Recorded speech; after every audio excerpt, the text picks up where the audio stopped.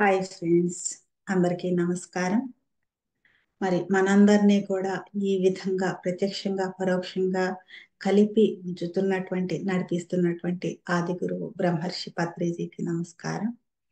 Dear friends, మనం చీకట్లో నడవడానికి కాంతిలో నడవడానికి ఎంత తేడా ఉంటుందో మీకు అందరికీ తెలుసు. మనం చీకట్లో నడుస్తున్నప్పుడు ఎంత అపనమ్మకంగా అవిశ్వాసంగా భయంగా అడుగులు వేస్తామో, కాంతిలో నడుస్తున్నప్పుడు అంత నిర్భయంగా అంతులేని విశ్వాసంతో మరి మన ముందు ఏముంది ఏం చేస్తున్నామన్న స్పష్టతతో మనం ఎంత ప్రయాణిస్తామో మనకు తెలుసు ఫ్రెండ్స్.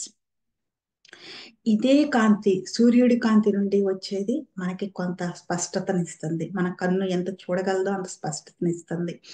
అదే మరి ఒక ఆత్మ నుండి వచ్చే కాంతిలో మనం ప్రయాణిస్తున్నప్పుడు అది ఇంకెంత స్పష్టంగా ఉంటుందో మనం చెప్పనక్కర్లేదు ఫ్రెండ్స్. మరి ఆ ఆత్మ ఎన్ని యుగ యుగాలుగా తను ప్రయాణిస్తూ ఎన్నెన్నో నేర్చుకుంటూ అందరికీ ఎన్నెన్నో నేర్పిస్తూ అనేక లోకాలను కన్ను రెప్ప మూసి తెరిచే కాలంలో సంరక్షిస్తూ ఉన్నటువంటి ఆది గురువు బ్రహ్మర్షి పత్రిజీ యొక్క ఆత్మ నుండి ఆయన నుండి వస్తున్నటువంటి కాంతి అయితే అది ఇంకెంత అద్భుతంగా ఉంటుంది ఫ్రెండ్స్. ఆ కాంతి నుండి వచ్చినటువంటి ఆణిముత్యాలే ఈ light of Patriji friends.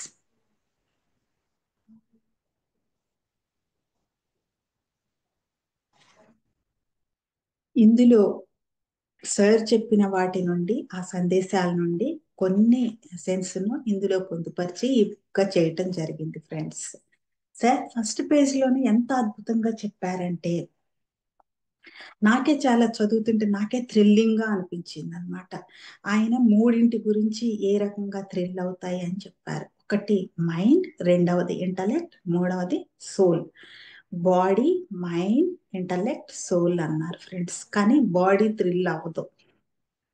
Body దేనికి కూడా ఏది కూడా చెప్పదు, మాట్లాడదు. దాన్ని నడిపించేది మైండ్ కాబట్టి మైండ్ ఫస్ట్ ఏం చేయడం ద్వారా థ్రిల్ అవుతుంది అనేది ఆయన ఇందులో చెప్పారు. Mind is thrilled with any creative activity అని చెప్పారు. అంటే మైండ్ దేనికి థ్రిల్ గా ఫీల్ అవుతుంది? ఇప్పుడు చూడండి ఫ్రెండ్స్, మైండ్ అనేక కన్ఫ్యూజన్స్ తో భారంగా తనకే అర్థం కాని స్థితిలో తను ఉందనుకోండి, ఈ శరీరం మొత్తం భౌతిక శరీరంతో మనం చేసే ప్రయాణం మొత్తం కూడా కన్ఫ్యూజన్ గా భయంగా భారంగా ఉంటది కదా ఫ్రెండ్స్. మరి అలా కాకుండా మైండ్ థ్రిల్ అవటం అనేది కూడా ఉంది దానికి. కానీ ఏ విషయంగా అది థ్రిల్ అవుతుందంటే ఎనీ క్రియేటివ్ యాక్టివిటీ, ఏ రకమైన క్రియేటివ్ యాక్టివిటీ అయినా సరే, అంటే కొత్తగా ఉండాలన్నమాట. అది అంతకుముందు జరిగిందై ఉండకూడదు. అప్పటికప్పుడు అది సృష్టింపబడాలి.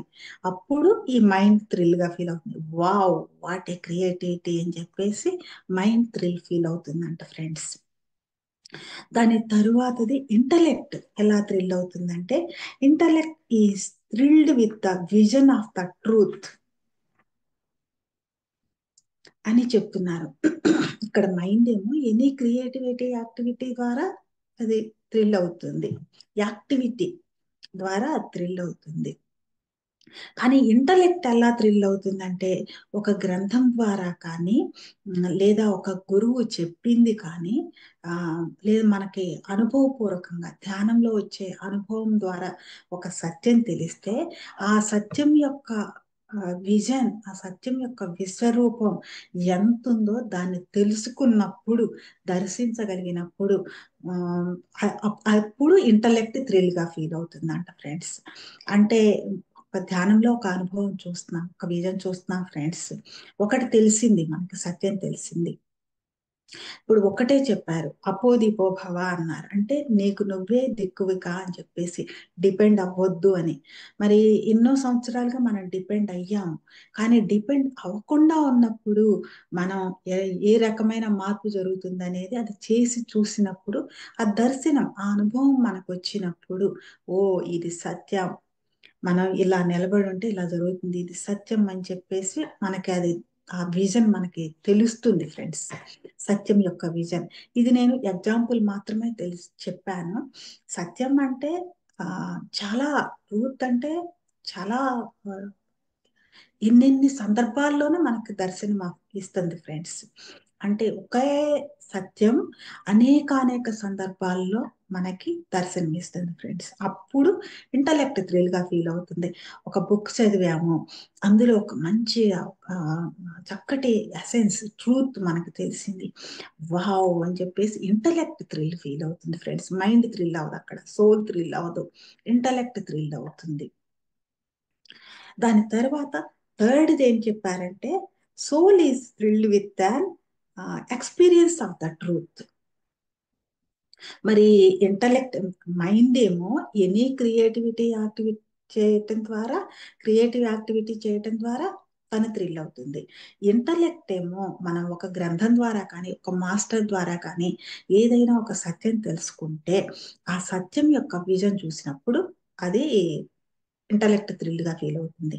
కానీ సోల్ ఎప్పుడు థ్రిల్‌గా ఫీల్ అవుతుందంటే, దానిని అదే సత్యాన్ని మనం ఎప్పుడైతే ఎక్స్‌పీరియన్స్ చేస్తామో, ఆ అనుభవం సత్యం యొక్క గాఢమైన అనుభవం, గాఢమైన అవగాహన సోల్‌ని థ్రిల్‌గా ఉంచేలా చేస్తాయి ఫ్రెండ్స్.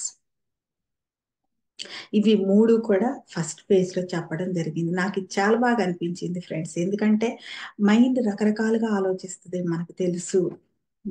కానీ దాన్ని ఏ రకంగా ఏ వైపు తిప్పాలి అనేది మనకు తెలీదు. ఏం చేస్తే మనకి మన జీవితం మనకే కొత్తగా అనిపిస్తుందో మనకి తెలీదు ఫ్రెండ్స్ అది. అని ఏం చెప్తున్నారు. ఎన్ని క్రియేటివ్ యాక్టివిటీ ద్వారా థ్రిల్ ఫీల్ అవుతుందని.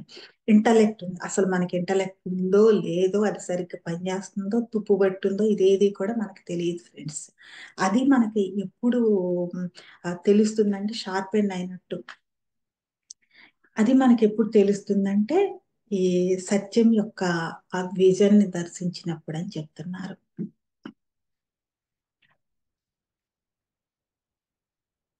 సోల్ మన లోపల ఒక దైవం ఉంది. దాన్నే సోల్ అంటున్నాం మనం. సోల్, దైవం ఇవన్నీ ఇది ఎప్పుడు థ్రిల్ ఫీల్ అవుతుందంటే, ఈ సత్యాన్ని అనుభవానికి తెచ్చుకున్నప్పుడు. అప్పుడు అది థ్రిల్‌గా ఫీల్ అవుతుందంట ఫ్రెండ్స్. ఎంత అద్భుతంగా ఉందో కదా! ఇలానే ఈ బుక్ నుండి మనం ప్రతిరోజు కూడా ఒక్కొక్క పేజీలో ఆయన ఇచ్చినటువంటి సత్య దర్శనాన్ని మనం తెలుసుకుందాం ఫ్రెండ్స్. తిరిగి రేపు మనం సెకండ్ పేజ్‌లో ఏముందో తెలుసుకోవడానికి కలుద్దాం ఫ్రెండ్స్. అంతవరకు సెలవు. Thank you.